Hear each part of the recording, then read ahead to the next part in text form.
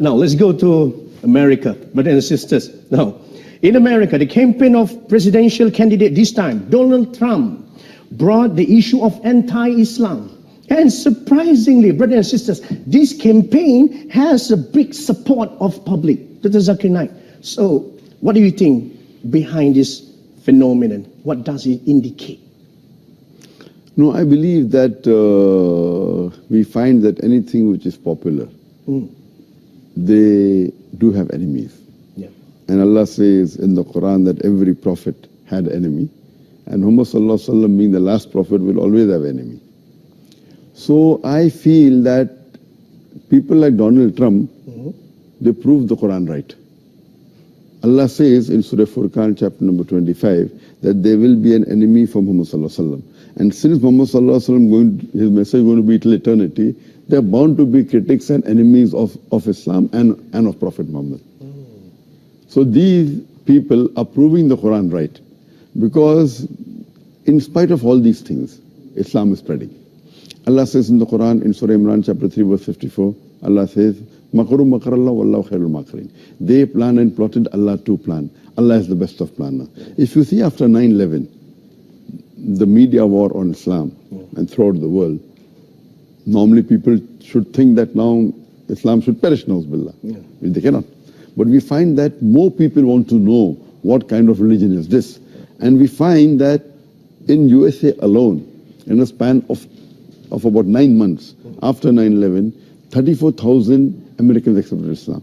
In Europe alone, in a span of 10 months after 9/11, more than 20,000 Europeans accepted Islam.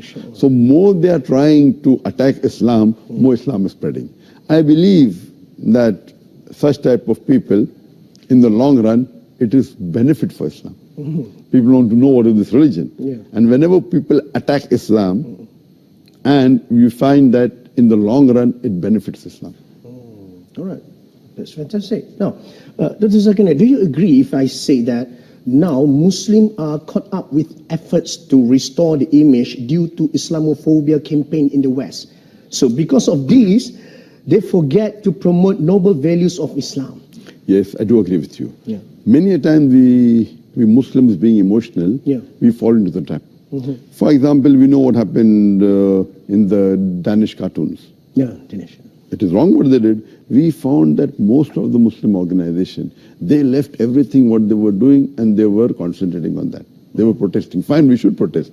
But that doesn't mean that we stop our activity. So if an organization was suppose doing 100 points work, they focus all their attention on replying to the Danish cartoon, and out of 100, they only do 5 points work. So imagine if all the organization do that, it will be a loss for the Muslim Ummah. What we require, there should be specialized organization to take care of this. And I've given a talk on this, how this should be dealt. What we do, we become emotional. Fine, we disagree with it. But don't become so emotional that whatever positive work you're doing, you also stop that. So if he's attacking Islam, we don't leave everything. You leave everything and you only go and reply to that. I mean, for example, as I told you earlier, that anyone that is popular, they're bound to be criticism on him.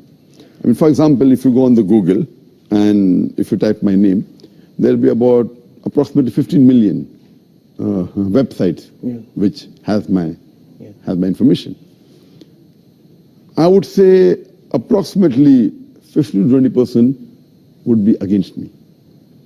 So when a person gets popular, there are bound to be enemies. Initially, I had a perception that when anyone gets popular, the percentage of enemy remains the same. For example, if there are 100 followers, then 1 is enemy.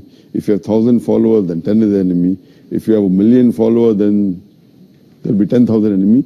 The 1% remains the same, or 2%, or 10%, what the percentage, it remains the same. But later on, I realized that it's not like that. If you see the seerah of the Prophet Muhammad, when he started preaching Islam, initially he had 5 followers, no enemies. It became 50, 100, no enemies. When it started increasing, then the enemies started appearing. Today, the most popular human being in the world is Muhammad Sallallahu Alaihi Wasallam. Even according to Michael H. Hart, even according to non-Muslims, the most influential human being in the world is Muhammad Sallallahu Alaihi Wasallam. Today, if you know that there are about 1.8 billion Muslims, and maybe another 100 more million maybe non-Muslims who may be liking Muhammad Sallallahu Alaihi Wasallam, you can say 2 billion Muslims who may be liking Muhammad Sallallahu Alaihi Wasallam. But those who are against Muhammad Sallallahu Alaihi Wasallam will be more than 2 billion. Yeah. So because of the popularity, then the percentage of enemies keep on increasing.